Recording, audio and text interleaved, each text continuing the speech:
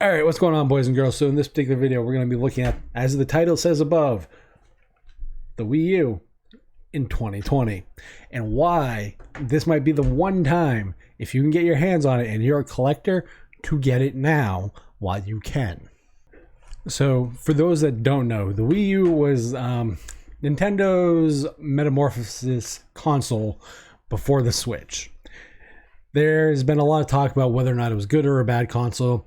I have plenty of games back here that would state that it was a pretty damn good console, just really late in life.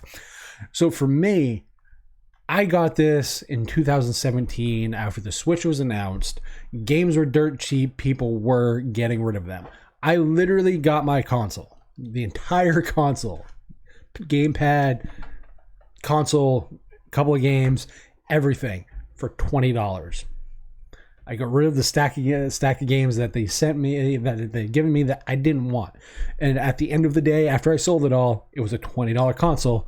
I've paid more for games for this console than I did the console. And I am totally content with it. If I spent $100 on this, I would have been fine too. Really though, what makes the Wii U a collector's item now is because you do not know how long the eShop is going to stay up.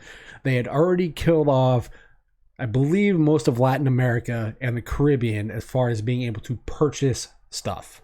The rest of the world isn't far behind in that regard. I mean, you got to remember, this console was killed off essentially by Nintendo in 2017.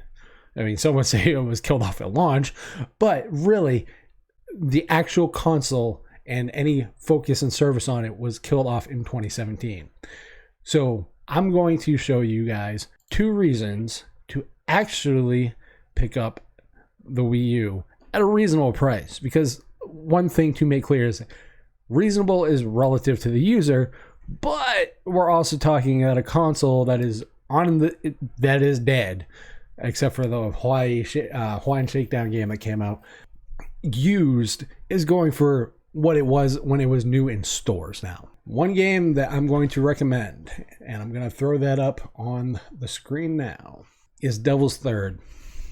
This is an exclusive game. If you cannot get this game physically on physical media, because the cost is absurd to this game, you're talking $80, $100. It fluctuates, but that's generically where it sits. Get this now. As you can tell, I already have it purchased. It's on my wish list. So there's that. This game is an Itagaki game. For those that don't know who Itagaki is, he is the creator or one of the masterminds behind the original Ninja Gaiden revamp games, also behind the Dead or Alive games. So booby physics for all. And this is very much an Itagaki game in that regard. But overall, the game got a lot of lambasting. The mechanics are solid. The camera is the thing you'll fight with. Typical Itagaki game. You'll fight the camera. But as far as the actual game and the actual action, the shooting mechanics and all that stuff, it is all solid. It's not the best game in the world. It's maybe a 5.5, 6 out of 10 game. But it's a good game.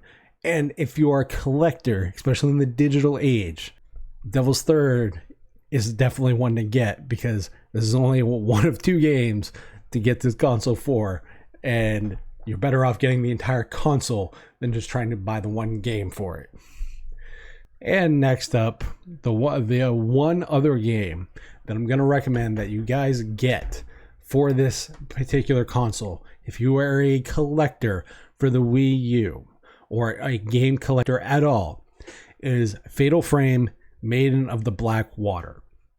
This is a tremendously awesome game. I cannot say enough great fucking things about this game that you should definitely buy this. It's a $50 purchase. I'm not gonna lie, it is not cheap. It is a hard pill to swallow on a console that is dead, but it is so worth it. If you are a Fatal Frame horror game fan, this game is not unlike any other you have ever played. Take Outlast, Clock Tower, and other Fatal Frame games and throw it all into one, because it is very different. And the one thing that makes it different in a unique experience is this damn thing. This was the type of game that Nintendo should have been promoting to show the difference and the experiences that they were looking to provide. Is this worth a $50 purchase? Fuck yes. So if you needed 2 reasons in 2020 to get a Wii U, there's your 2 games. There's your 2 reasons. If you are a collector, get the damn console now, because it ain't going to be around much longer, and no one knows how long this eShop is going to be around either. So get it while you can.